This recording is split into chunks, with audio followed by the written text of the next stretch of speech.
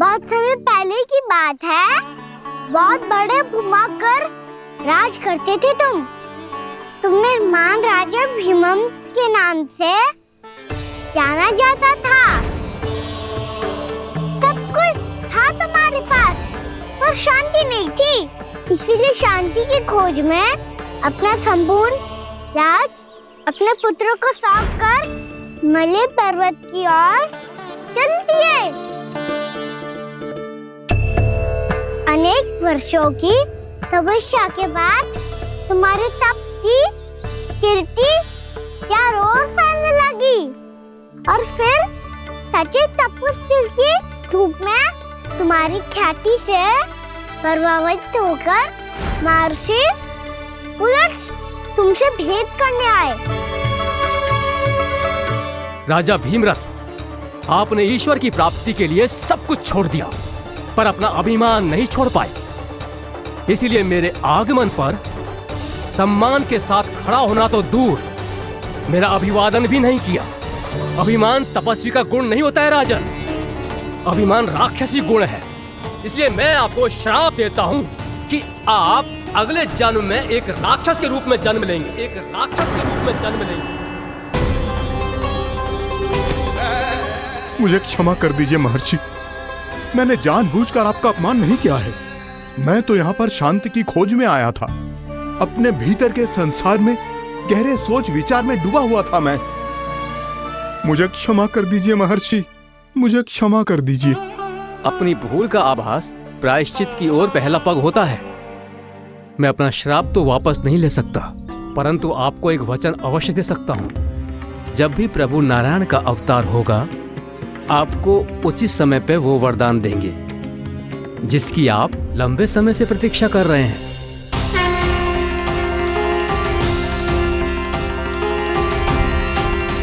प्रभु, आपने मेरी आंखें खोल दी। अब मुझे पता चल गया है कि आप कौन हैं और मैं कौन हूँ। इसलिए आप मुझ पर कृपा करके अपने चरणों में स्थान दे दीजिए। मुझे वो शांति प्रदान कीजिए जिसकी खोज में मैं वर्षों से भटक रहा हूँ। शांति तो मोक्ष में ही है, इसीलिए मैं तुम्हें मोक्ष का वरदान देता हूँ।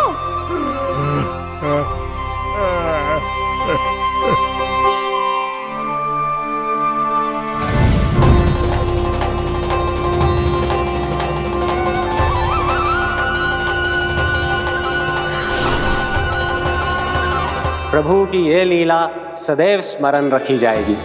इस स्थान को इनका आशीर्वाद मिलेगा और इस कंदरा को व्योमासुर की कंदरा के रूप में पहचाना जाएगा।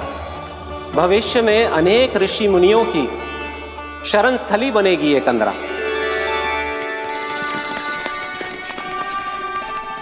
ये कोई साधारण बालक ना है। ऐसा चमत्कार कोई साधारण बालक थोड़ी ना कर सकते है।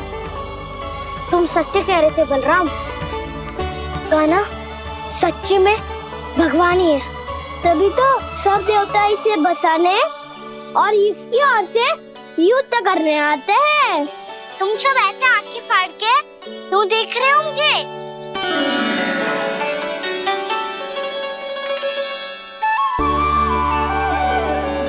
बलराम, तुम बलवान हो और कान्हा भगवान है। दूर दूर तक कोई दिखाई न दे रहा है। ना जाने किस हाल में होंगे बालक। कहीं हम ही तो मार्ग ना भटक गए शीघ्रता के चक्कर में। अब तो एक पग भी ना चलो जा रहे हो। जल, किसी के पास जल है क्या? कंठ तो मेरा भी सूख रहा है मौसी। भाभी, निकट ही जमुना जी है, कहूँ तो वहाँ से जल ले आओ। मैं भी जा रही हूँ भाभी, एक से भले दो। हाँ चल, शीघ्रता से आओ। हाँ।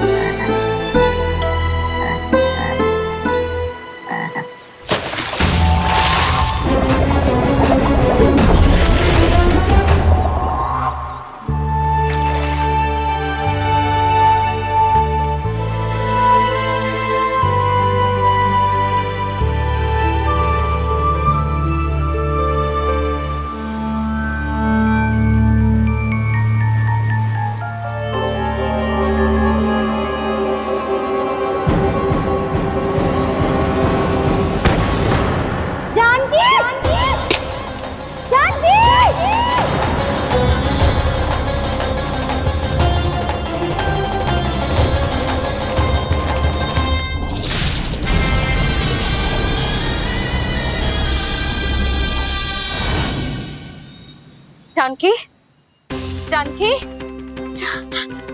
क्या होगा इसे? देखो ना जी, अब छलिया की सूचना मिलते ही हम सब बालकों को ढूंढने चली गई और ढूंढते ढूंढते सबको बहुत प्यास लगी आई जी।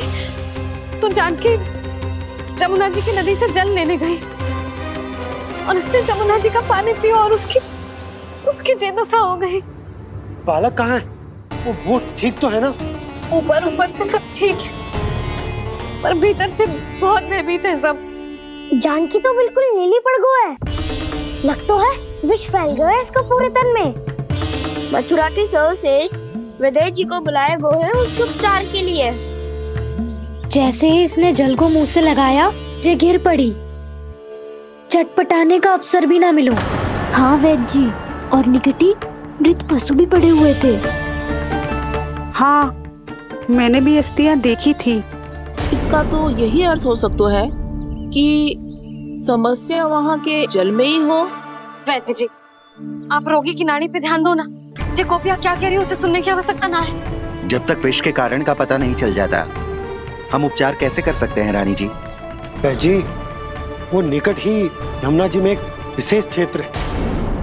ये सब उसी के जल की बात कर रहे हैं। तब तो ऐसा भी हो सकता है कि किसी विषैले सर्प के काटने का प्रभाव हो। पर सर्प के काटने का चिन्ह ना है उसके तन पे। सर्प जब काटता है तब उसके दांत के चिन्ह बन जाते हैं। मुझे पता है, बड़े बड़े सर्प को काटते हुए देखो है मैंने। एक दिन अब बात कर उज्जवल, ये बड़ी बड़ी हाँकने का समय ना है। पर यदि सर्प ने ना काटा है, फिर जानकी की ये दशा किसने की? अवश्य किसी राक्षस ने की होगी। नाना, कोई विषैला पशु भी तो हो सकता है। यह अवश्य किसी महाविषैले सर्प के विष से हुआ है। सर्प ने भले ना काटा हो, लेकिन यह अवश्य ही किसी महाविषैले सर्प के विष के कारण हुआ है। कालिया नाग। कालिया नाग?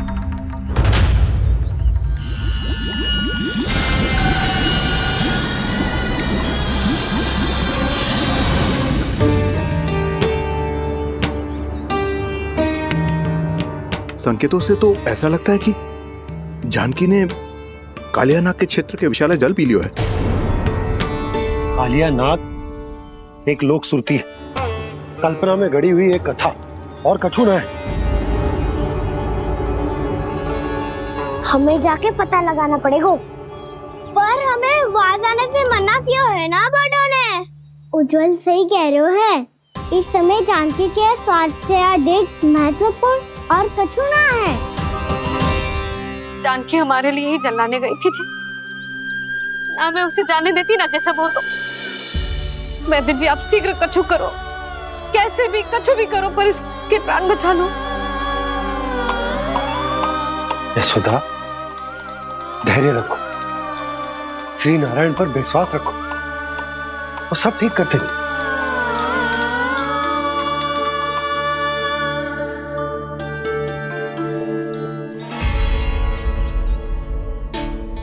विष की काट की मेरे पास जितनी जड़ी बूटी थी, मैंने सब अर्क बना के पिला दी, पर इसकी दशा में अभी तक कोई सुधार नहीं दिख रहा है। यह अंतिम जड़ी बूटी है।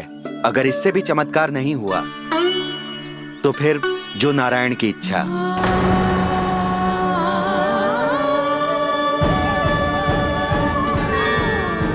पर कोई तो उपाय होगा जानकी को बचाने का। कान्हा, यदि तुझे किसी औषधि के बारे में पता है, हमें बता दे, हम जाके ले आएंगे।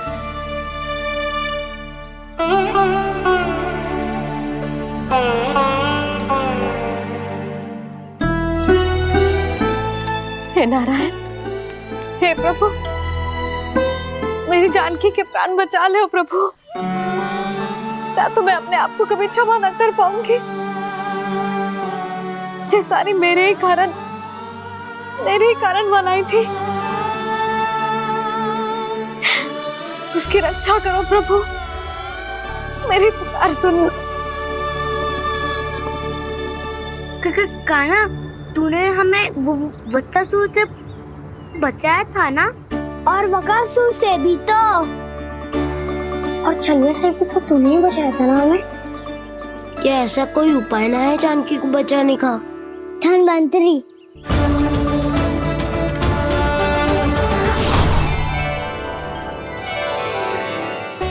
मैं आ गया हूं प्रभु, चिंता मत कीजिए,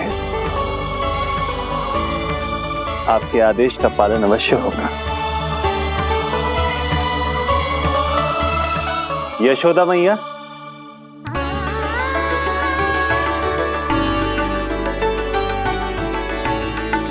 मैया आपको कोई पुकार रहा है।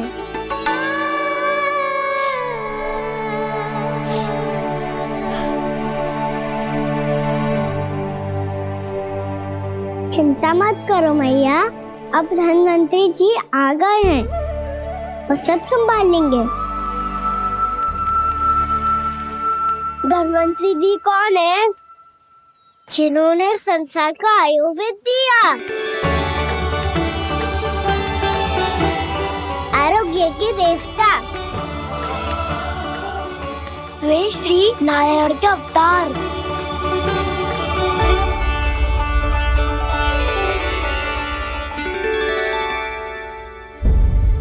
मुझे पता चला है कि आपको वेद की आवश्यकता है।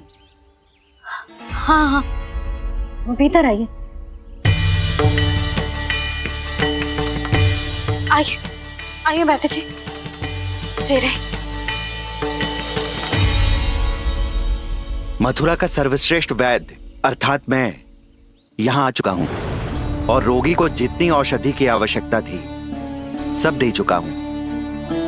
निश्चित रूप से आपने विष की काट के लिए बहुत ही उत्तम अर्क तैयार किया है, इसीलिए किसी और वैद्य की आवश्यकता नहीं है। किंतु आप अकेले कितना कुछ करेंगे वैद्यराज, मुझे अपना सहायक ही बना लीजिए। पर जो करना था मैं पहले ही कर चुका हूँ।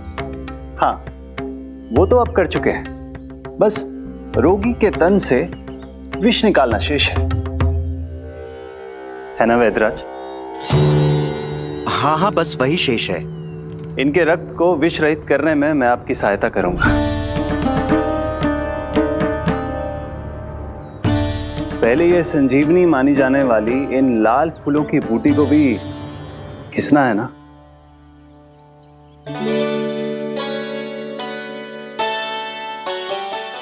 हाँ हाँ, तुम सही कह रहे हो, इसे अच्छे से घिसो।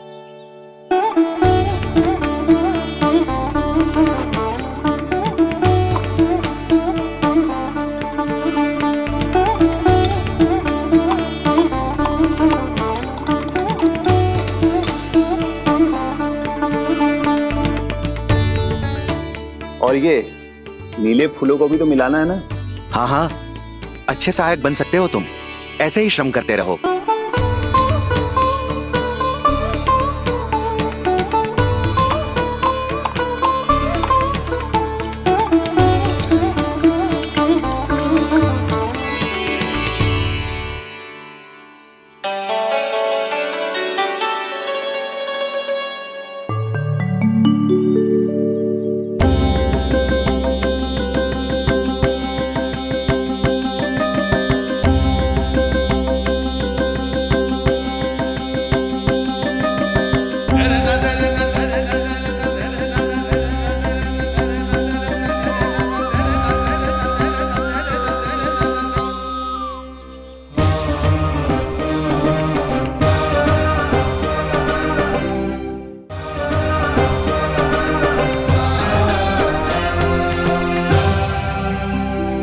जानकी स्वस्थ हो जाएगी ना धनवंतरी जी? धनवंतरी? प्रभु, अब मैं क्या करूं? आपने तो स्वयं ही मेरी पहचान उजागर कर दी। जी क्या करो कान्हा? आप सब ऐसे क्यों देख रहे हो? मैया कहती है ना, सभी वैद्य धनवंतरी जी का ही रूप होते हैं। वाह कृष्णा, चतुर तो हो तुम। वैसे वास्तविक धन्वंतरी मैं हूँ, मेरा अर्थ है वास्तविक वैद्य मैं हूँ। ये तो मेरा सहायक है, मुझे पूरा विश्वास है बिल्कुल ठीक हो जाएगी। वैसे ही थोड़े ना मुझे मथुरा का सर्वश्रेष्ठ वैद्य कहते हैं लोग।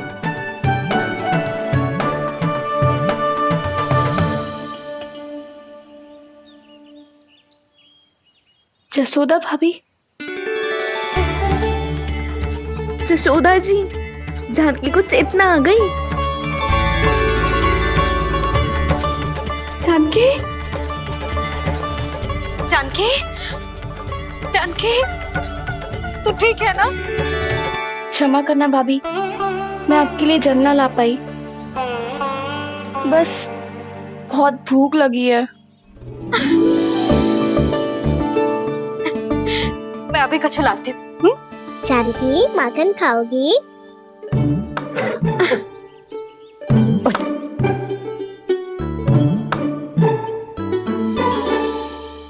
आजा, तू ही खिला दे लल्ला।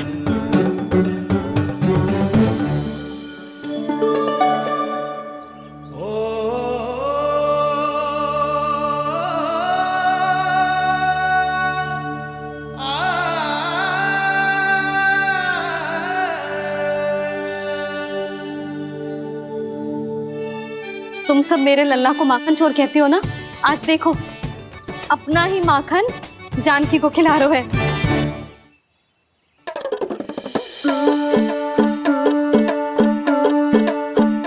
थोड़ा और विश्राम कर लो। सदैव तुम हम सबकी सेवा करती हो, आज मैं तुम्हारी सेवा करूंगा। जानकी की जिज्ञासा तब हुई जब जय यशोदा काकी की सेवा कर रही थी, और अब देखो स्वयं भगवान ही इसकी सेवा कर रहे हैं। जानते हो इससे क्या सिद्ध होता है? जो भी यशोदा मैया की पूजा करेगा, अर्थात अपने माता पिता की सेवा करेगा, उनके साथ सम्मान से व्यवहार करेगा, ईश्वर स्वयं उसका ध्यान रखेंगे। कभी धन्वंतरी के रूप में तो कभी स्वयं कान्हा के रूप में। भक्त और भगवान का देखो कैसा ये अनुराग, स्वयं करे सेवा प्रभु, अद्भुत गोपी का भाग्य। प्रभु इन सब पृथ्वीवासियों से कितना घुल मिल गए। ना तो ये प्रभु को भगवान मानते हैं और ना ही प्रभु अपने आप को इनसे सर्वश्रेष्ठ समझते हैं। अपने आचरण से ये सिद्ध कर रहे हैं कि ये सभी में हैं और सभी इनका ही अंश है।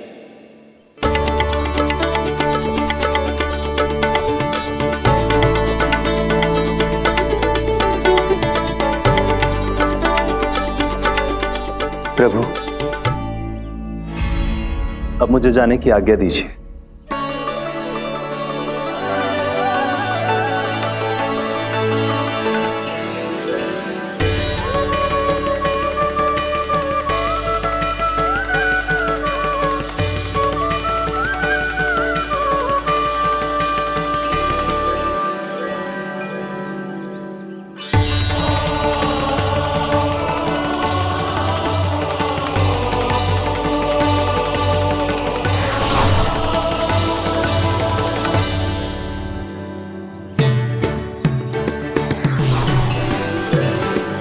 कान्हा ने तो सच्ची में धन्वंतरी जी को बुला लिया था।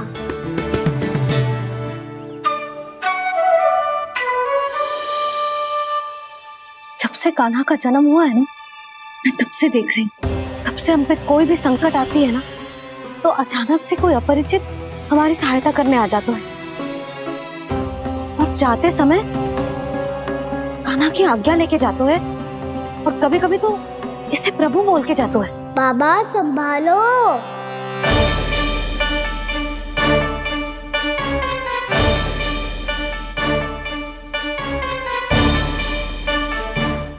इसीलिए उसे सम्मान देने के लिए सब ऐसा ही करते हैं, और कोई बात ना है।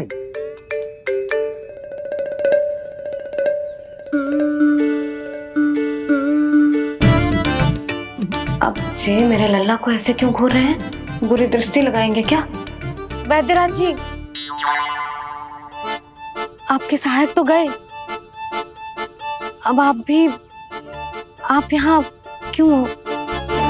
वो क्या है ना, मैं अपने रोगी का निरीक्षण करके पूरी तरह से संतुष्ट होकर ही जाता हूं।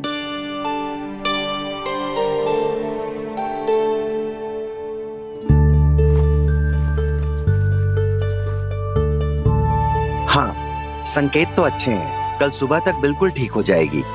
धन्यवाद वैद्य जी।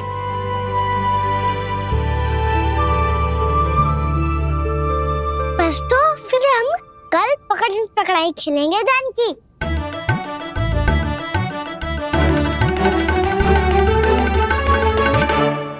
भानु, बंसी, जाकर उस क्षेत्र के चारों ओर बाड़ बनवा दो और वहां सूचना पट्ट भी लगा देना, ताकि जानकी के साथ जो हुआ है वो किसी और के साथ ना हो। शीघ्र जाओ। जी ठीक है।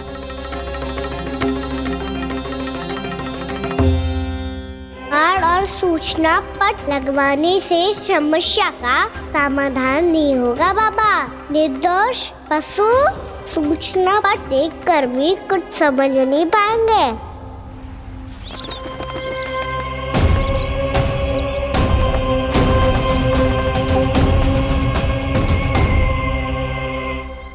तो तुम्हारे कहने का अर्थ यह है कि व्योमासुर मारा जा चुका है और वो बालक अब भी जीवित है। हाँ महाराज, मैंने गोप बालकों को कहते सुना था कि कृष्ण ने छलिया को मोक्ष दे दिया है, पर वृंदावन सुरक्षित नहीं है महाराज। वो एक बहुत बड़ी समस्या से जूझ रहे हैं। कैसी समस्या? गांव के निकट क्षेत्र में किसी विषैले सर्प का निवास है।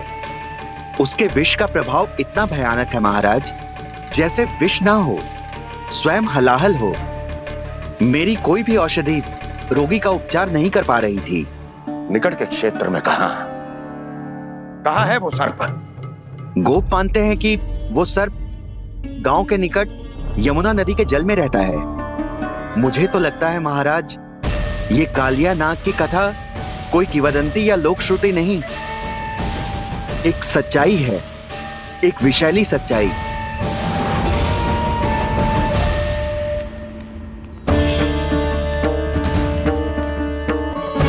कालिया का सामना करने का समय आ गया है, पर उससे पहले मुझे बुलाना होगा उन्हें।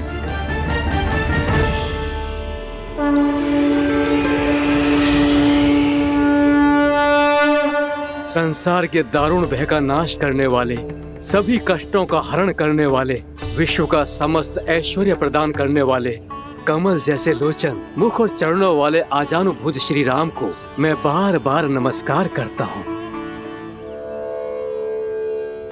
आपदामपहर्तारं दातारं सर्व संपदा लोकाभिरामं श्री रामं भूयो भूयो नमाम्यहम्।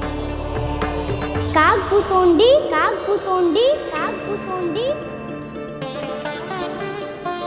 प्रभु क्षमा करें, मुझे जाना होगा।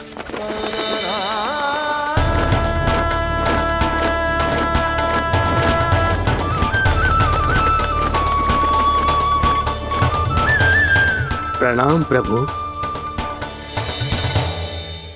अनेक बार मैं आपके दर्शनों के लिए आया प्रभु।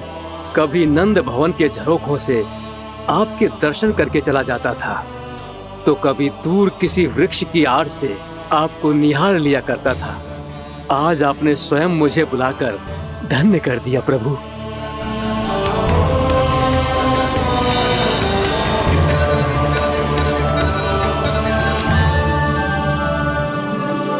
मैंने आपको यहाँ एक विशेष कारण से बुलाया है।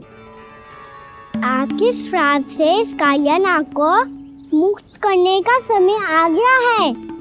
ये तो बहुत ही उत्तम समाचार है प्रभु। इतने वर्ष बीत गए, मुझे आज भी स्मरण है वो दिन जब मैंने उन्हें श्राप दिया था। अपने क्रोध पर नियंत्रण खोकर बहुत बड़ी भूल कर दी थी मैंने प्रभु। बीती हुई घटनाओं पर दुखी होके कोई लाभ नहीं है। हमें भविष्य की ओर देखना होगा।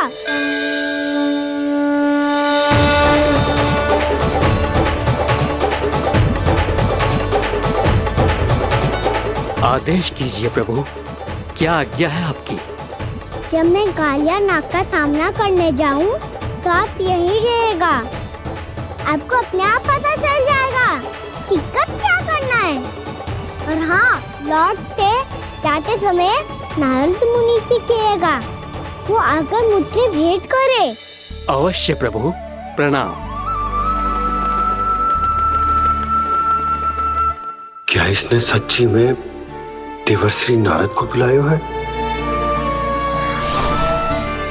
नारायण नारायण, आपको संदेश भेजने की आवश्यकता नहीं थी। आप स्मरण करते और मैं चला आता।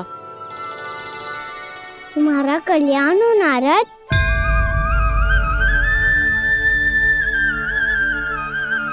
मैंने तुम्हें एक विशेष कार्य के लिए बुलाया है। आज्ञा दीजिए प्रभु। तुम्हें एक बार फिर कंस से भेंट करनी होगी। विचार कीजिए महाराज, क्या आप बिना किसी शंका के कह सकते हैं कि कौन सी पंखुड़ी पहली है और कौन सी 8वीं? उस दुष्ट से भेंट करना स्वयं कीचड़ में उतरने के समान है प्रभु। कमल पुष्प प्राप्त करना हो तो कीचड़ में उतरना पड़ता है नारद। आपका आदेश तो मैं स्वप्न में भी नहीं टाल सकता प्रभु। कंस कालिया नाग के बारे में जान गया है, पर वो उसका सामना करने का साहस नहीं कर पाएगा। मैं आतुर हूँ प्राप्ति, मूर्ख नहीं। मेरी बुद्धि फिर नहीं गई है। मैं स्वयं उस कालिया जैसे महाविषैले सर्प के सामने खड़ा हो जाऊं और अपने ही काल को आमंत्रित कर लूं। तो फिर अपने लाभ के लिए उसका प्रयोग करने का कोई और उपाय सोचिए स्वामी। कुछ ऐसा कीजिए कि यमुना नदी का पूरा जल विषैला हो जाए और वृंदावन वासी उसका उपयोग करे और आपका काल कहलाने वाला वो बालक स्वयं काल के गाल में चला जाए। उत्तम उत्तम सुझाव है प्राप्ति। अब मुझे उस कालिया तक पहुंचने का मार्ग ढूंढना होगा। उसको विवश करने का कोई उपाय ढूंढना होगा, क्योंकि व्यक्तिगत रूप से उससे भेंट करना असंभव है। असंभव। आप सही कह रहे हैं प्रभु। कंस में उतना सामर्थ्य नहीं कि वो कालिया नाग का सामना स्वयं कर सके। वैसे तो कालिया गरुड़ देव का भी सम्मान नहीं करता, तो फिर वो कंस का सम्मान क्यों करेगा भला? नहीं करेगा, पर कंस तुम्हारा सम्मान अवश्य करेगा नारद। तुम्हारी बातें भी सुनेगा और मानेगा भी। ये मेरी योजना का बहुत ही महत्वपूर्ण भाग है।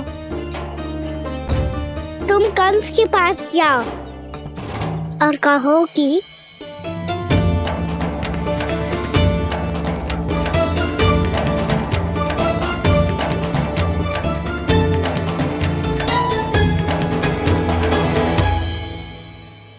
संतान अपने माता पिता को तीर्थ का सौभाग्य दिलाती, और मेरा लल्ला कितना महान कि उसने हमारे घर को ही तीर्थ बना दिया। ऐसा तीर्थ जहां मेरी आंखों के सामने भक्त और भगवान का मिलन हो रहा है। जो आज्ञा प्रभु।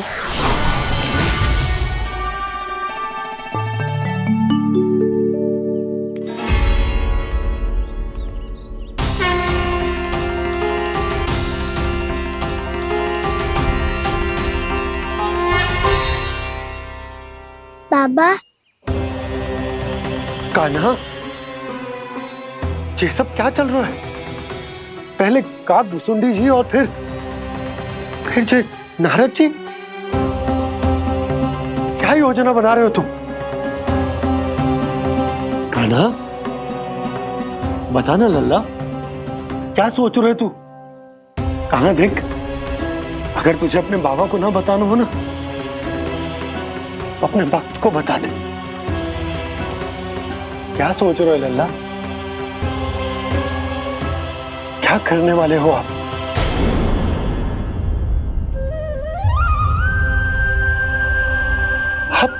आप इतने दुखी क्यों हो? कान्हा, कान्हा, क्या होगा? क्योंकि मुझे आभास हो गया है बाबा। समय आने वाला है। कौन सा समय आने वाला है लल्ला?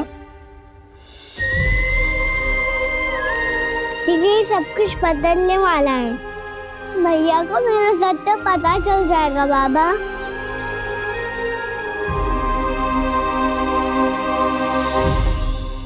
पर लल्ला, इसका काग भुसुंडी और कालिया नाग से क्या संबंध है? ऐसा क्या हुआ था और क्या होने वाला है?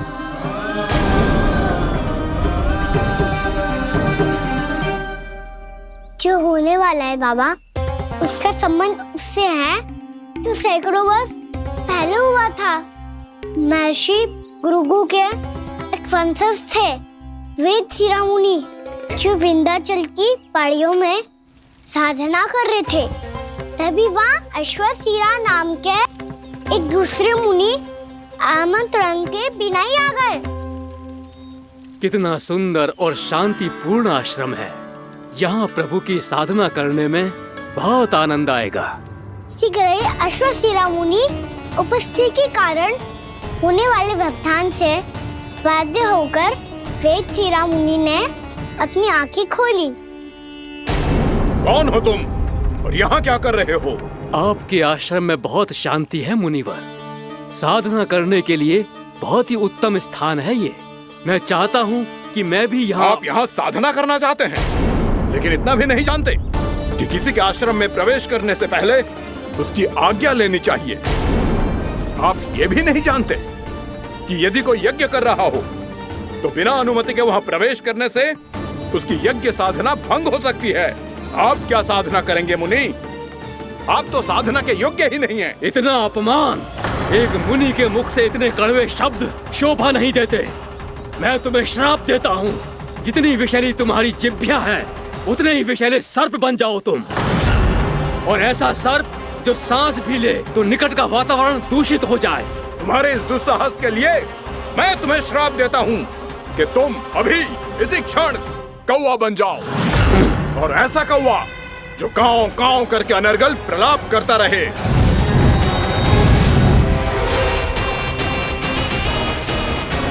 ये मैंने क्या किया? ये मैंने क्या किया? क्रोध के कारण दोनों ने एक दूसरे को श्राप दे दिया। पर दोनों ही मेरे भक्त थे, और भगवान होकर मैं अपने भक्तों को इतनी कठिनाई में कैसे देख सकता था। इसीलिए जिस संकट में उन दोनों ने अपने आप को फंसा लिया था, उसका समाधान करने में मैं उनके पास गया। देखिए ना प्रभु, ये क्या हो गया हमसे? हमारी रक्षा कीजिए प्रभु, मार्ग दिखाइए हमें। क्रोध पर नियंत्रण ना होने के कारण आप दोनों ने एक दूसरे को बहुत ही भीषण संकट में डाल दिया है। अब दोनों ही तपस्वी, तप के बल से दिए गए आपके श्राप को लौटाना भी संभव नहीं है। प्रभु, कोई तो उपाय होगा, हम आपके शरण में हैं प्रभु। अपराध तो हमसे हुआ है प्रभु, पर अब आपसे ही आशा है। कुछ ऐसा कीजिए भक्त वत्सल, जिससे हम दोनों के श्राप का प्रभाव कुछ कम हो जाए। आप दोनों ही मेरे भक्त हैं, इसलिए आपकी पीड़ा का निवारण करने का एक उपाय है मेरे पास।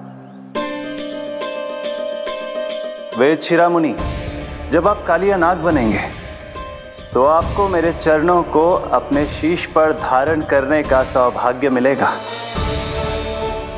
और अश्व शिरोमणि, आप काग योनि होने के बाद भी आप श्रेष्ठतम ज्ञान और सर्वाधिक यौगिक सिद्धियों के स्वामी होंगे और प्रवचन दिया करेंगे। इसके बाद अश्वशिरा मुनि काक भुसुंडी बन गए, जिन्होंने आगे चलकर स्वयं गरुड़ देव को रामायण सुनाई। और मुनि वेदशिरा महर्षि कश्यप और देवी कत्रियों के पुत्र कालिया नाग बनकर जल में। और अब वही कालिया नाग जमराज्य में, जिनके कारण जानकी के प्राण लगभग चले ही गए थे।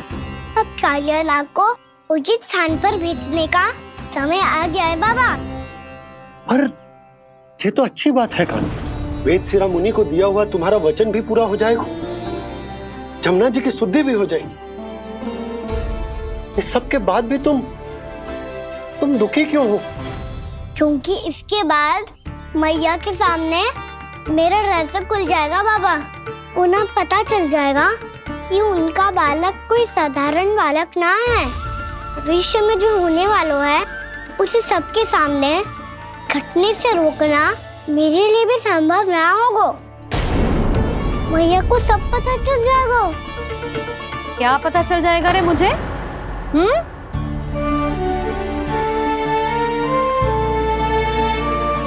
यही कि सबसे अधिक प्रेम मैं आपसे ही करता हूँ। अब बस भी कर। चलो, भोजन के लिए बुलाने आई थी तुम दोनों को। भूखा थोड़े ना रहने दूंगी अपने लल्ला को। मेरा लल्ला दुर्बल हो जाएगा ना। आप खिलाओगे तो ही खाऊंगा। हाँ ठीक है, मैं ही खिलाऊंगी। अब चल, आओ जी, चल।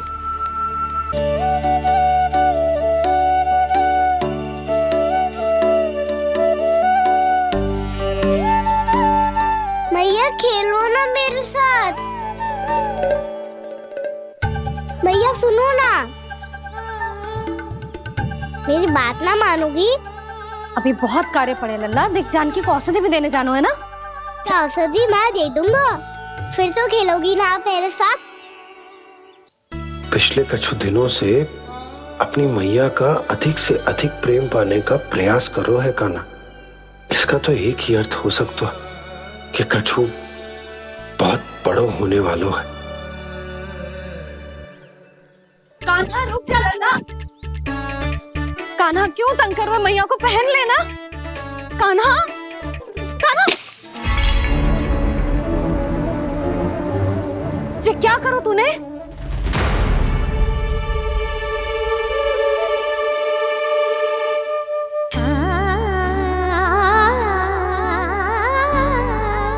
अच्छा ठीक है, अब मुंह लटकाने की आवश्यकता ना है। ये ले।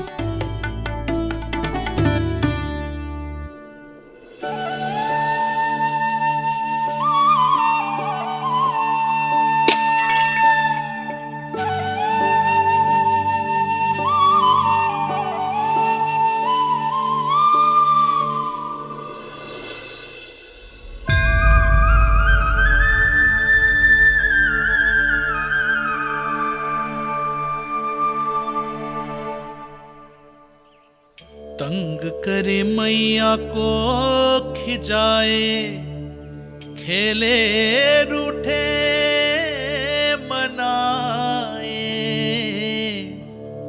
लीला अनोखी करके शरारत, कान्हा दंड भी पाए।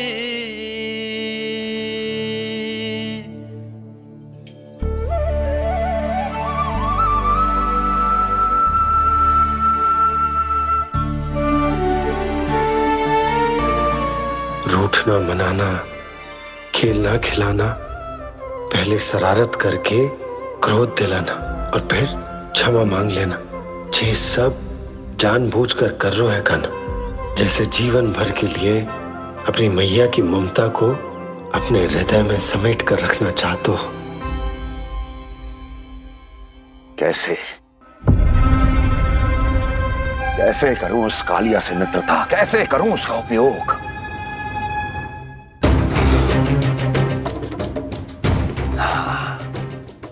उस पर आक्रमण कर देता हूं और उसे किसी ना किसी तरह से यह विश्वास दिला देता हूं कि यह आक्रमण उस विष्णु अवतार ने किया है। फिर वो क्रोध में आकर सारे वृंदावन वासियों को अपने विष से समाप्त कर देगा। उचित है, ये उचित है। नारायण हरि, नारायण हरि।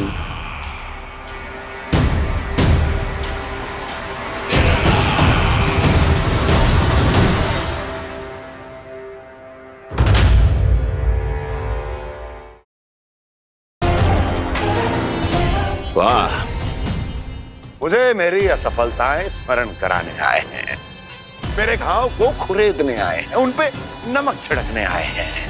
मित्र को शत्रु समझने की भूल मत कीजिए महाराज कंस। मैं तो आपकी सहायता करने आया हूं। हाँ, और मेरी सहायता। कृष्ण विष्णु अवतार है, आप विष्णु के भक्त हैं। मैं हूं विष्णु द्रोही, फिर भी जो आपके आराध्य को हानि पहुंचाना चाहता है उसकी सहायता करना चाहते हैं आप। क्या आप निश्चित रूप से कह सकते हैं कि आप ब्रह्मांड के सभी नियमों को अच्छी तरह समझते हैं? अवश्य। आपके लिए बस इतना ही जानना पर्याप्त होगा कि मैं जो कुछ भी कर रहा हूं उसके लिए मेरे व्यक्तिगत कारण हैं। मैं तो बस आपके हित में पिछली बार की तरह एक सुझाव लेके आया था, पर यदि आप मेरा सुझाव सुनना भी नहीं चाहते तो आपकी इच्छा। नारायण हरि, नारायण हरि। कारण चाहे जो हो, इनके पिछले सुझाव के कारण ही आज मेरे शत्रुओं की संख्या कम है। अन्यथा मैं देवकी के अन्य पुत्रों को भी जीवित छोड़ देता, और आज वो सब अपने भाई के साथ मिलकर उसकी शक्ति को अनेक गुणा बढ़ा देते। ठहरिए देव ऋषि।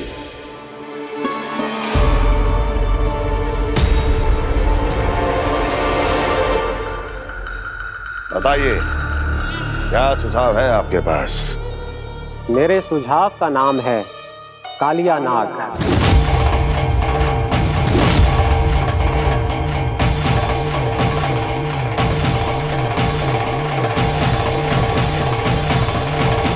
उसके विषय में मैं जानता हूं देवर्षि। तो समस्या यह है कि मैं स्वयं उससे मिलने नहीं जा सकता, उससे भेंट नहीं कर सकता। उस कृष्ण की हत्या के लिए उसको वृंदावन जाने के लिए तैयार नहीं कर सकता। तो मत जाइए उसके सामने, और ना उसे भेजिए कृष्ण के सामने। हर बार आप किसी न किसी असुर को अपने शत्रु के क्षेत्र में भेजते हैं, जहां शत्रु उसका सामना करने के लिए पूरी तरह से तैयार होता है और आपका असुर मारा जाता है। इस बार शत्रु को युद्ध स्थल चुनने का अवसर मत दीजिए महाराज। इस बार योजना का जाल ऐसे बुनिए कि कृष्ण स्वयं उसके पास जाने के लिए विवश हो जाए। कालिया नाग स्वयं काल है, मृत्यु का दूसरा नाम है। उसके विष का उपयोग अपने लाभ के लिए कीजिए महाराज। वैसे कालिया के विष की अधिकता का अनुमान तो होगा ही आपको।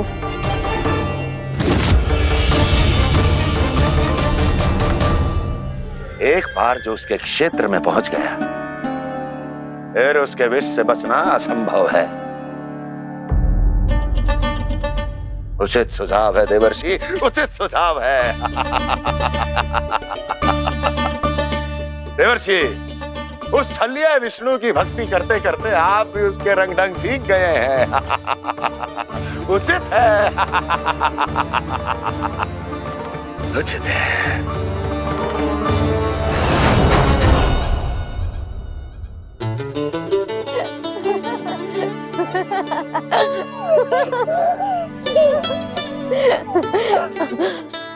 बस बस, बहुत आनंद ले लियो लला।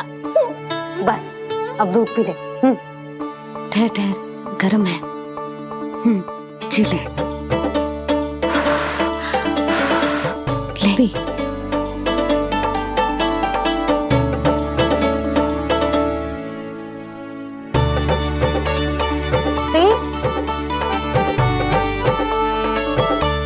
मैं ना होती तो ना जाने क्या हो तो तेरा। अपने आप दूध भी ना पी सकते है, भावला कहीं का। आपकी इस प्रेम के लिए तो मैं धरती पे आया हूँ मैया। मैं भी यही सोच रहा हूँ यशोदा कि तुम ना होती तो मेरा क्या होता। इसी बात पे थोड़ा दूध और कजू खाने को दे दो। अरे मैं तो भूल ही गई। तनिक ठहर जाओ जी, दूध पी लेना तो आपके लिए भी कछु ले आती।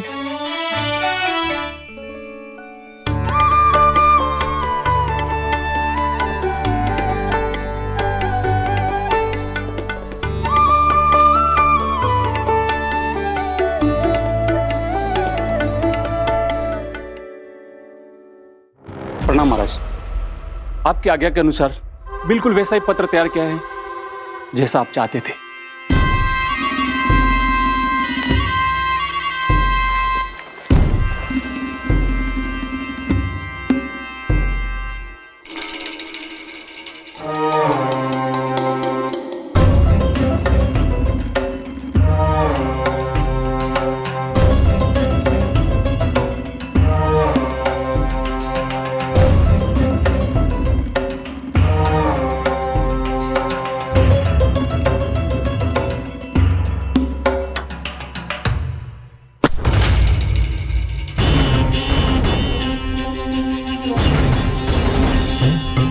कृष्ण जन्म से लेकर आज तक ये मेरी सबसे महत्वपूर्ण योजना है।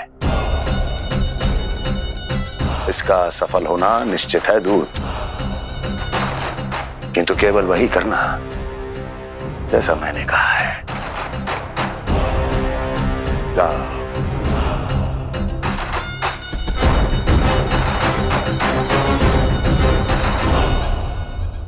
कान्हा,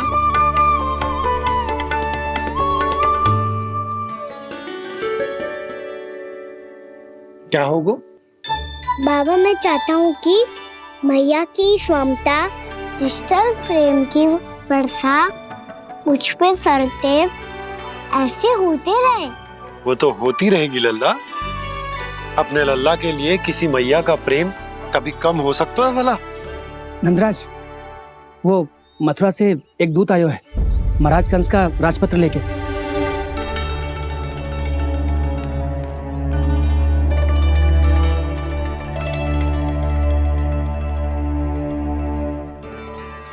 कान्हा, अब क्या करने वाला है? तेरे बाबा कहाँ गए? हाँ? कंस मामा का खेल आरंभ हो गया है, पर मैया वो सब सुनेगी तो व्यर्थ चिंतित हो जाएगी। बस थोड़ा बाहर गया मैया, कछु खा रही से। बाहर इस समय? मैया, क्या होगा? मैया देखो ना, पीठ पे कछु हो रहा है। मेरा हाथ ना पकड़ो, आप करो ना। दिखा। यहाँ? क्षमा करना मैया, पर अभी बाबा को ही संभालने दो ये सब। कहिए, क्या संदेश लाए हैं आप? नहीं नंदराज, नहीं। महाराज कंस का आदेश है कि ये संदेश सभी गांव वालों के साथ ही पढ़ा जाए। ठीक है, मैं गांव वालों के सामने पढ़ दूंगा, पर मुझे तो दीजिए पढ़ने के लिए। महाराज की आज्ञा का पालन करना आपके लिए भी आवश्यक है नंदराज। सभी गांव वासियों की सभा बुलाइए। बंसी, सभी गांव वालों की सभा बुलाओ। राजपत्र में ऐसा क्या संदेश भेजो है कंस ने? अब मेरे पत्र को पढ़कर सब भौचक्के रह जाएंगे। और वो कृष्ण, उस कृष्ण के पांव के नीचे से तो भूमि खिसक जाएगी, आकाश फट पड़ेगा, बिजलियां गिर जाएंगी। प्राप्ति, ओ प्राप्ति, कंस का पत्र। स्वयं को बहुत अधिक शक्तिशाली समझता है ना वो। अब देखता हूं कैसे वो इस महासंकट का सामना करता है। वो कृष्ण, वो अपनी मृत्यु स्वयं चुनेगा या मृत्यु की वेदी पर चढ़ा देगा प्रिय वृंदावन वासियों को।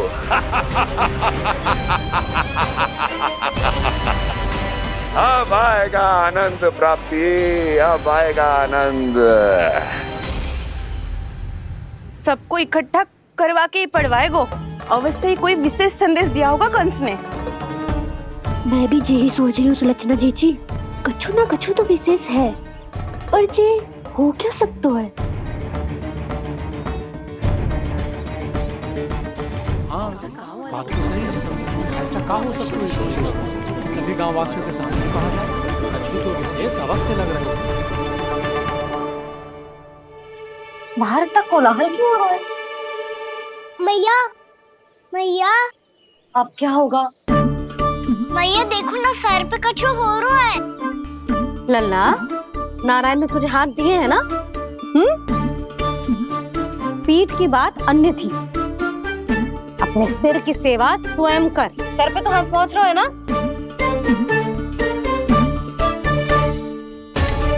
मैया सुनो ना, मैया देखो ना, तीव्र कर, कछु हो रहा है। मैया देखो ना, तीव्र कछु हो रहा है।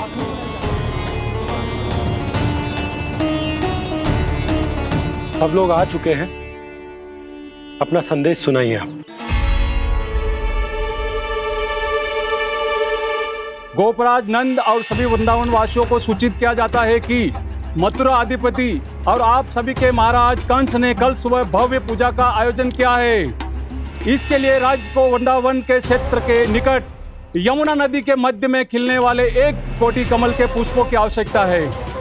इसीलिए आप सभी को यह आदेश दिया जाता है कि ये सभी कमल के पुष्प प्रथम पहर से पहले राजसभा में पहुंचा दिए जाए। वो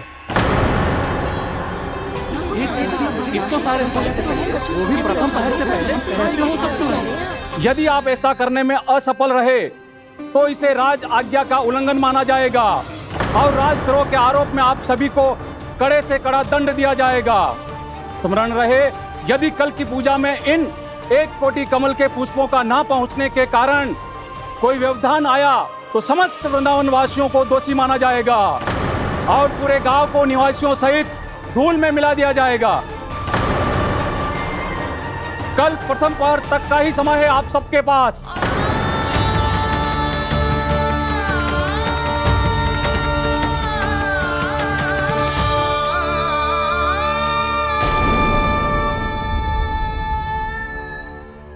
कमल पुष्प, वो भी कल प्रथम प्रहर में? ऐसे कैसे संभव है? और कोई साधारण पुष्प ना, यमुना नदी के मध्य खिलने वाले विशेष कमल के फूल चाहिए उन्हें। लेकिन यमुना नदी में तो कालिया नाग ने विष घोल के रखा है, तो फिर कैसे हो पाएगा? यह संभव है। हमारी मृत्यु का संदेश भेजा है राजा कंस ने। सदैव की भांति इस समस्या पर भी गांव के बड़े ही विचार करेंगे। बालकों का यहाँ होना उचित ना है।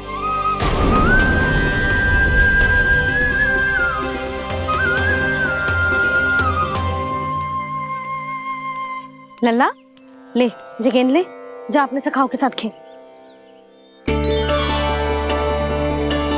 सुबह उज्जवल, मधुमंगल वसंता, देखो भैया ने क्या दिया है। चलो खेले, बहुत आनंद आएगा आज।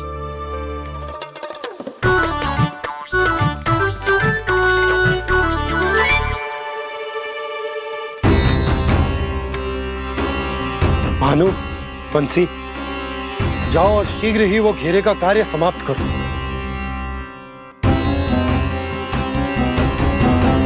पर कछु ना कछु तो करना पड़ेगा ना। पर हम कर ही क्या सकते हैं? पुष्प लाने को और कोई उपाय है भी तो ना। मैं चला जाऊंगा जमुना जी में। वैसे भी मेरे जीवन के कितने दिन शेष बचे हैं। गांव के लिए, समाज के लिए कुछ करके मरूं, तभी तो शांति मिलेगी। ना काका, यदि आप उस विषैले जल में छलांग लगा भी दोगे, किंतु 1 कोटि कमल पुष्प एकत्रित कर पाना आपके लिए संभव ना है। इससे अच्छा है कि मैं चला जाऊं। यदि मैं मर भी गया तो मेरे पीछे रोने वाला कोई ना है। किसी को कहीं जाने की आवश्यकता ना है। गोप नरेश होने के नाते ये मेरा कर्तव्य है कि मैं आप सबकी रक्षा करूं। नंदराज, आपको जाना है तो जाओ। हरिया, काका, भैया सब चले जाओ। लेकिन आपको पता है वहाँ का जल कितना विषैला है। आप लोग एक क्षण भी जीवित नहीं रह पाओगे। फिर कैसे इकट्ठा करेंगे 1 कोटि कमल पुष्प? आप बात तो सही कह रही हैं शांति। उस दुष्ट कंस ने ऐसी मांग रख के हम सबको फंसा दिया। हम में से कोई भी क्यों ना चला जाए और इस संकट का समाधान ना निकलेगा। कान्हा, बताना कौन सा खेल खेलें? गेंद पकड़ खेलते हैं। पर एक बात सुन लो सब, कोई भी तीव्र गति से ना फेंकेगा गेंद को। भैया ने फ्रेम बनाई है मेरे लिए। सब तैयार हो?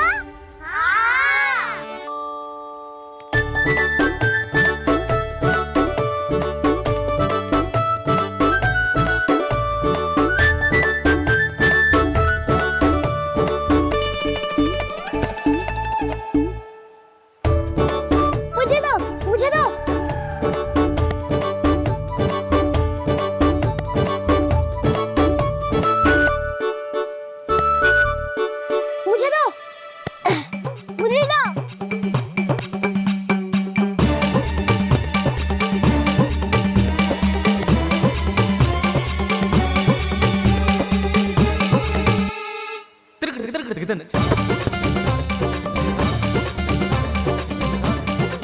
कान्हा, इतनी धीरे से फेंकेगो तो कैसे आनंद आएगा?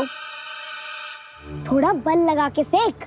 हाँ कान्हा, हम अभी बड़े हो गए हैं, तू अब भी छोटे बालकों की तरह फेंक रहा है।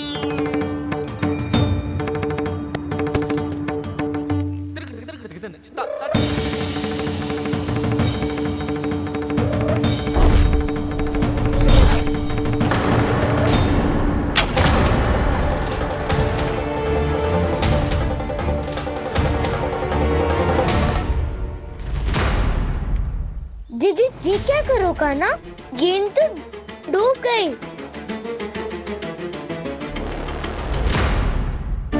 अच्छा, तो ये सब इसकी योजना का भाग था ताकि ये कालिया का सामना कर पाए।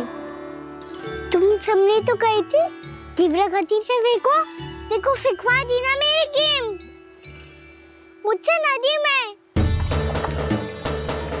अब मुझे जाके लानी पड़ेगी। रुक जा कान्हा, रुक जा कान्हा। जी क्या बोल रहे थे कान्हा? इसमें तो बहुत संकट है।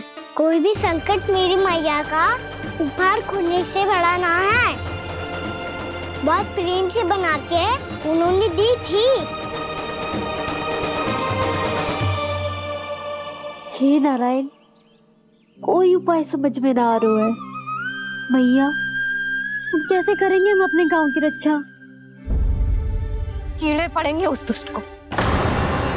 यदि उसके कारण किसी के प्राण चले गए तो कौन सा फल मिलेगा उसे इस पूजा का? तुम सही कह रही हो यशोदा। हमारे पास कोई और दूसरा विकल्प भी तो ना है।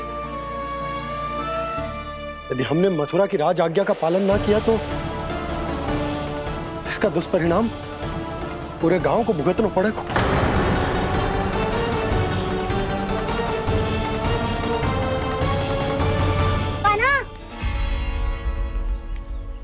हमें पता है कि तू भगवान है, दिव्य है, बहुत शक्ति है तुझमें, पर फिर भी हम तुझे विषैले जल में ना जाने दे सकते। कुछ होगा तो तुम सब इतनी हट कर रहे हो तो ठीक है, ना जाऊंगा। गेंद कहाँ गिरी है, कितनी दूर गई है, ये तो देख लूं, ताकि उसे बाहर निकालने का कोई उपाय ढूंढ पाऊं।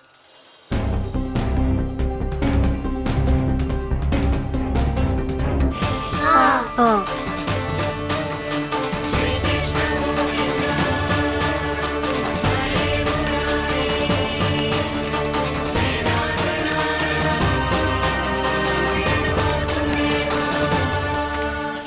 कान्हा की ये लीला तो समझ ही नहीं आ रही। पहले इसने देवश्री नारद को मथुरा जाकर कंस को भड़काने के लिए कहा, फिर स्वयं ही दुखी भी हो गया कि अब इसका रहस्य सबके सामने खुल जाएगा। और अभी स्वयं में तो इसने कहा था कि गेंद बहुत महत्वपूर्ण है, फिर स्वयं ही उसे नदी के विषैले जल में फेंक दिया।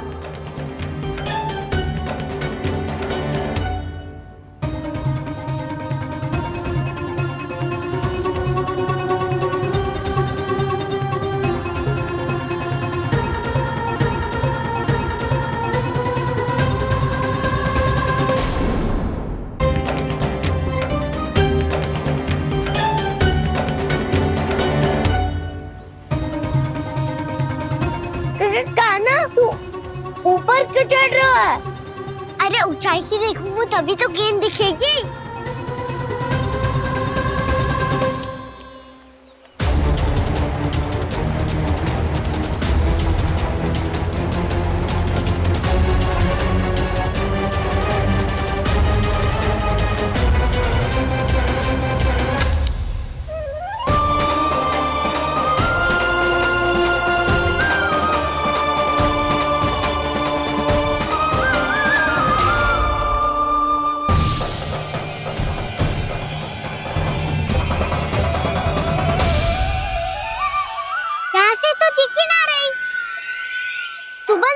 से फेंकी थी ना?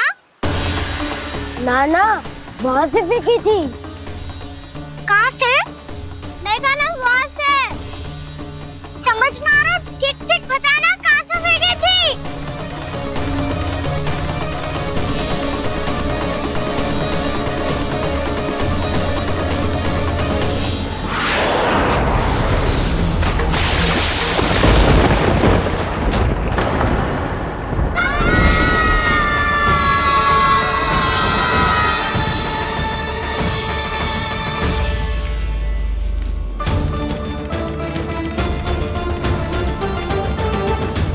कालिया नाग के क्षेत्र में जाकर कोई भी जीवित वापस ना लौट सको।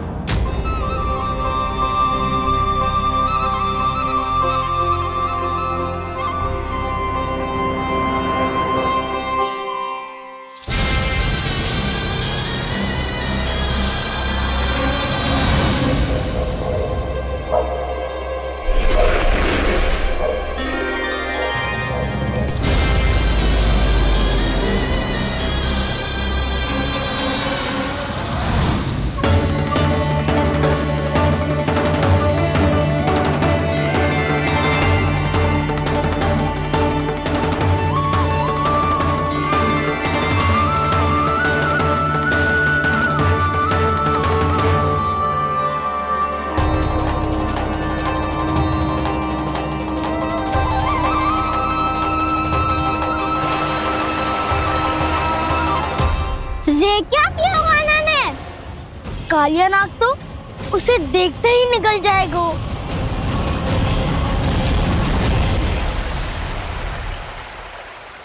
तो आरंभ से अब तक सब कुछ उसकी लीला का ही भाग था।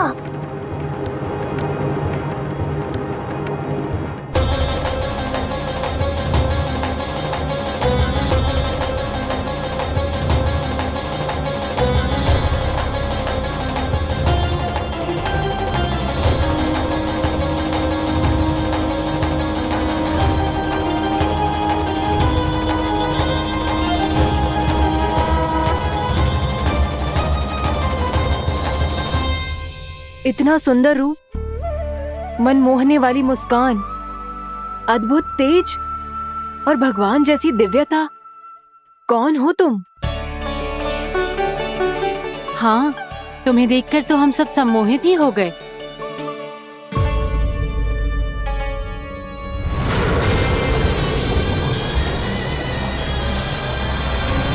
तुम जो भी हो बालक, वापस लौट जाओ। हमारा हृदय तुम्हें ही देखते रहना चाहता है, किंतु यदि हमारे पति जाग गए तो तुम्हें अवश्य हानि पहुंचाएंगे। ये बहुत विषैले है बालक, कालकोट जैसे भयानक। इनके विष से तुम नहीं बच सकोगे। नंदराज, कालिया नाग के विष का प्रभाव बढ़ते ही जा रहा है। पहले 8 कोस तक उसके विष का प्रभाव था, अब तो 1 योजन से अधिक क्षेत्र में फैलो है। जल पीने के प्रयास से अनेक पशु मारे गए हैं और नदी के निकट के वृक्ष और वनस्पति सब नष्ट होने लगे।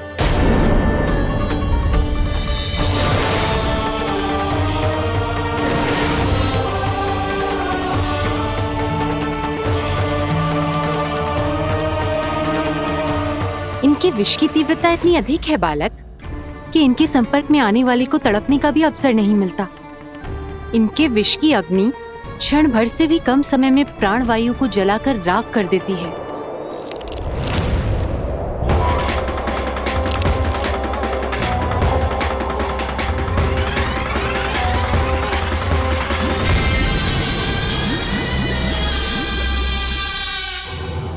तब तो समस्या और भी गंभीर हो जाएगी। मैंने तो सुनो है कि कालिया नाग कम से कम 2 योजन लंबा है, सैकड़ों फन है उसके।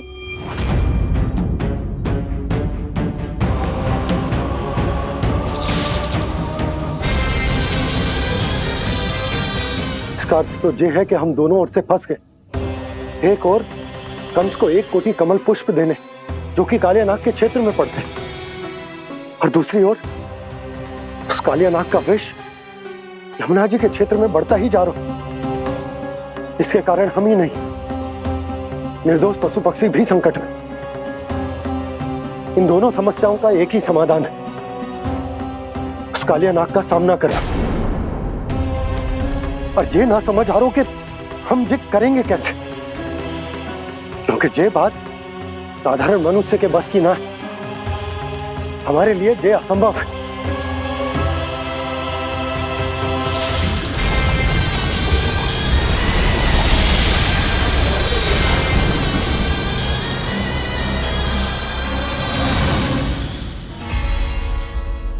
अब तो तुमने अपनी आंखों से भी देख लिया बालक, ये कितने विषैले हैं। नींद में भी विष उगलते हैं। इससे पहले कि तुम्हें कुछ हो जाए, चले जाओ यहाँ से, मान लो हमारी बात। आप सब मुझे जानती भी नहीं और फिर भी मेरी इतनी चिंता कर रही हैं आप। माँ की ममता भेदभाव नहीं जानती। तुम भी किसी के पुत्र हो और हम सब भी माँ हैं। एक माँ को हर बालक में अपनी ही संतान दिखाई देती है। इसलिए हम तुमसे विनती करते हैं, वापस चले जाओ, बचा लो अपने प्राण। मेरी चिंता मत कीजिए, मुझे कुछ नहीं होगा। होगा, अनर्थ होगा यदि ये उठ गए तो।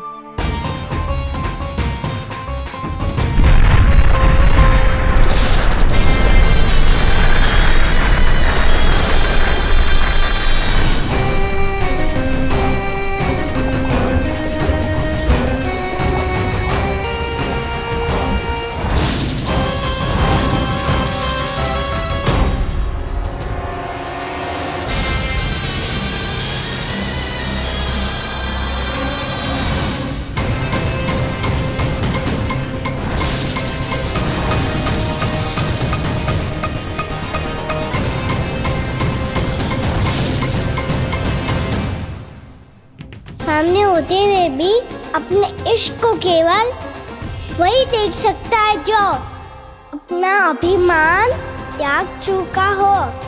पर पूर्व जन्म में मेरा भक्त होने के नाते मेरा सत्य स्वरूप देख पाने में मुझे इसकी सहायता करनी चाहिए।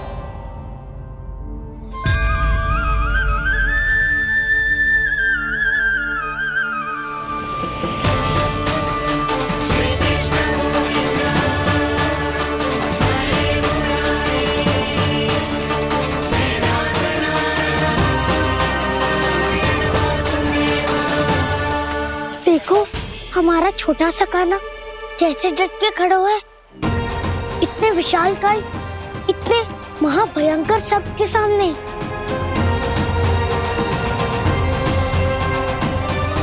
ये कोई भगवान नहीं है जो इसके सामने हाथ जोड़ रही हो तुम सब।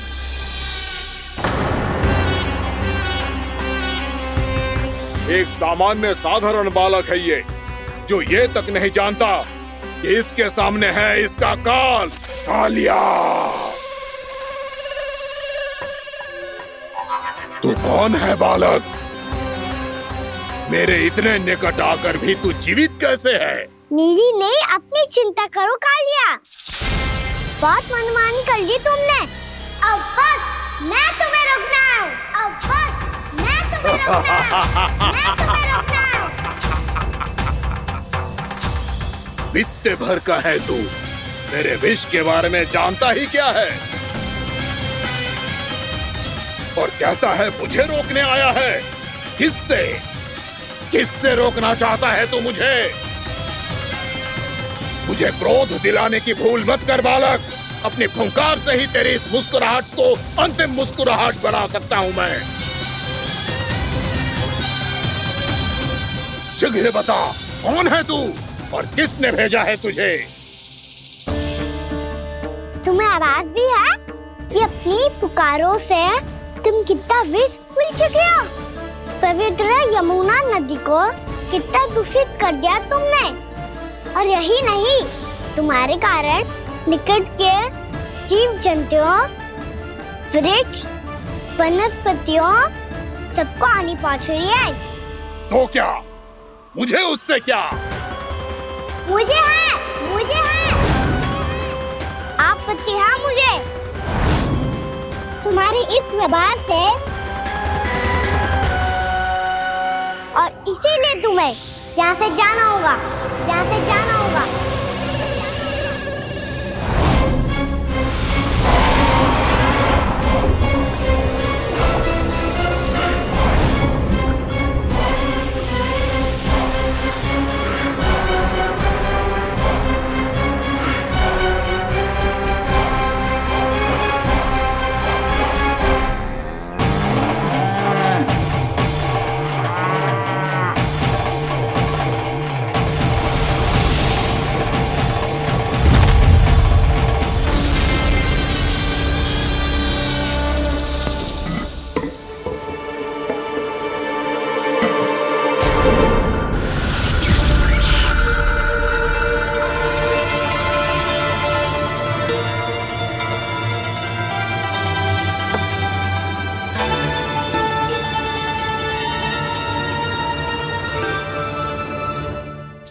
मुझे आदेश देने का साहस भी कैसे किया तूने?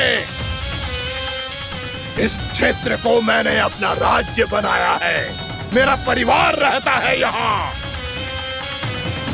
और तू मुझे यहाँ से जाने के लिए कह रहा है? हाँ, क्योंकि तुम्हारे यहाँ रहने के कारण अन्य जीवों को हानि हो रही है और मैं ऐसा नहीं होने दे सकता। मैं तो बस वही कर रहा हूँ जो एक सर्प का स्वभाव है। विष फैलाना स्वाभाविक है मेरे लिए,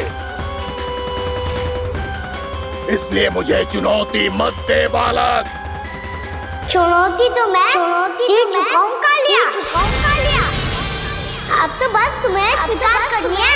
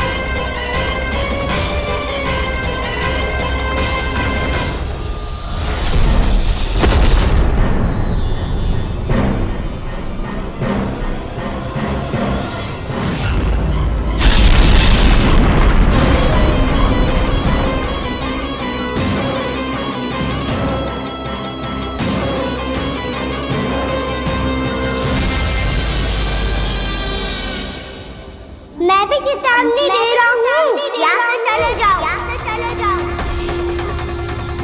अपनी भूल को पहचानो कालिया, तुम जो कर रहे हो अनुचित है।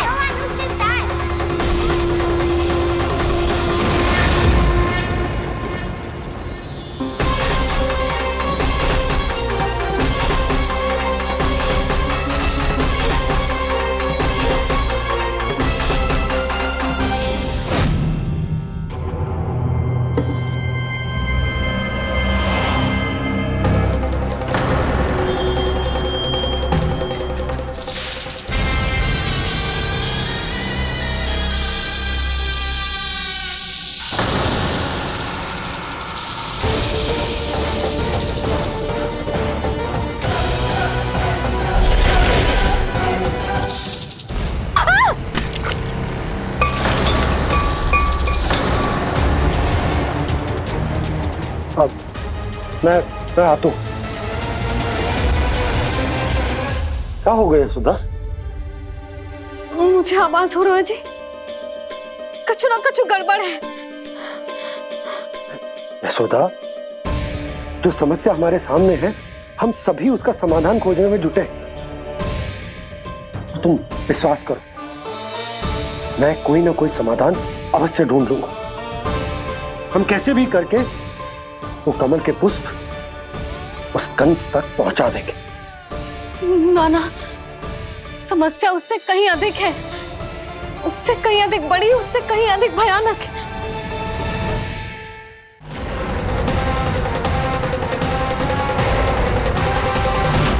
विस्की ये बूंद से ही सबके प्राण चले जाते हैं।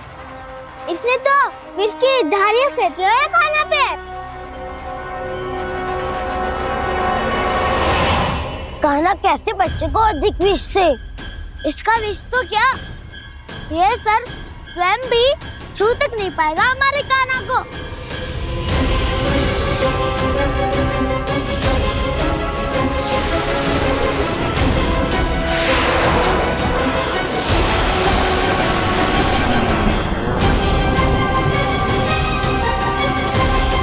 तुम्हारे सखा को, मेरे भाई को कोई हानि नहीं पहुंचा पाएगा। ये कान्हा का सत्य चाहे जो हो बलराम, पर अभी तो जो एक बालक ही है ना।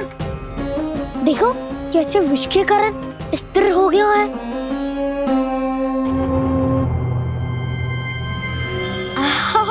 हाउ सर्फ ने कितनी आसानी से अपनी पूंछ से बांध लिया है। मुझे यहाँ से भगाना चाहता था ना तू? अब मैं तुझे दिखाऊंगा अपना सामर्थ्य। ये मूर्ख किसे बांधना चाहता है अपनी पूंछ में? उन्हें जिनका विस्तार सारे ब्रह्मांड में है, या उन्हें जो स्वयं अनंत है? पर देवराज, प्रभु ऐसा करने ही क्यों दे रहे हैं कालिया को? आप सब भूल रहे हैं देवगण, कालिया पूर्व जन्म में प्रभु का बहुत बड़ा भक्त था। उसी भक्ति का फल मिल रहा है अब इसे। वैसे भी भक्तों के मन का भाव सबल हो तो भगवान तो सहज ही बंध जाते हैं।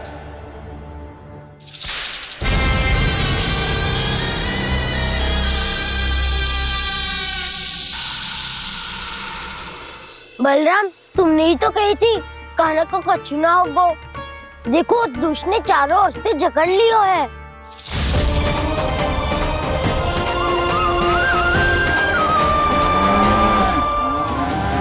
ये क्या कह रही हो तुम? जसोदा जी, क्या हुआ? घबरा क्यों रही हो आप? सुलक्षणा, मुझे आभास हो रहा है कुछ बहुत बड़ी अनहोनी हो गई है। नंदराज, नंदराज, नंदराज!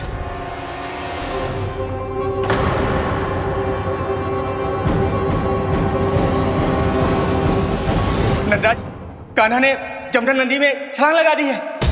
कान्हा ने जमना नदी में छलांग लगा दी है। कान्हा ने जमना नदी में छलांग लगा दी है। कान्हा जमना में कूद गया है। मुझे लगा था आज कछु गड़बड़ होने वाली है। मुझे आज कान्हा को ना जाने देना चाहिए था।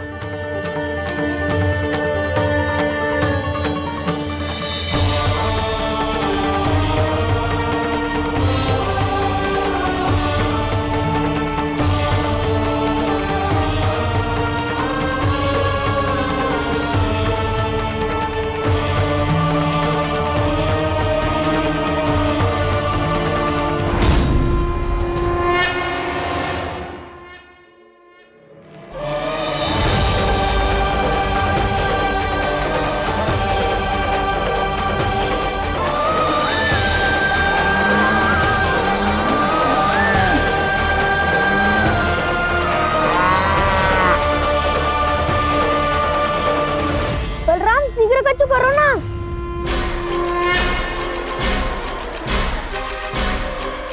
कछु भी करो पर कान्हा को बचाओ। नाग बहुत भयंकर है। कान्हा अकेले ना संभाल पाएगा इसे।